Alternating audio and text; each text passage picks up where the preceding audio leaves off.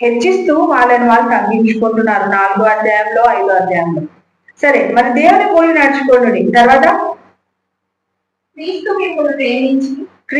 మిమ్మల్ని ప్రేమించి పరిమళ వాసనగా ఉండుటకు మన కొరకు తను తాను దేవునికి అర్పణంగాను బలిగాను అర్పించుకొని, అలాగనే మీరు ప్రేమ కలిగి నడుచుకుంటారు.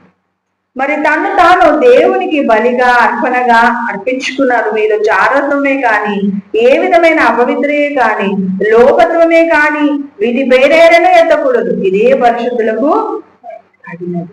మరి జారత్వమే కానీ, అపవిత్రతే కానీ, కాముకత్వమే కానీ మీలో ఉండకుండా తెలుసుకోవాలి అంటున్నారు. అంటే మనలో దేవుడి యొక్క పరిమళ సువాసన ఉంది కాబట్టి మనం ఏం చేస్తున్నాం అనేది చాలా ఇంపార్టెంట్. Praise lord. ఎలా నడుచుకోవాలి అనేది చాలా ఇంపార్టెంట్. కాబట్టి ఈరోజు మన జీవితాలలో, మన పరిస్థితులలో ప్రభు ఒక ప్రణాళిక చొప్పున మనల్ని లోకానికి పంపడం జరిగింది. ఎఫెసీయులకు రాసిన పత్రిక 1:3 అంటాడు, జగత్ పునాది వేయబడకమును మనల్ని ఏర్పాటు చేస్తున్నాడంట. ఆమేన్. హల్లెలూయా. కర్నూలులో ఈ తల్లి గర్భంలో పుట్టాలి, ఈ విధంగా పెరగాలి, ఈ విధంగా సేవ చేయాలి, ఈ విధంగా ముందరికి వెళ్ళాలి.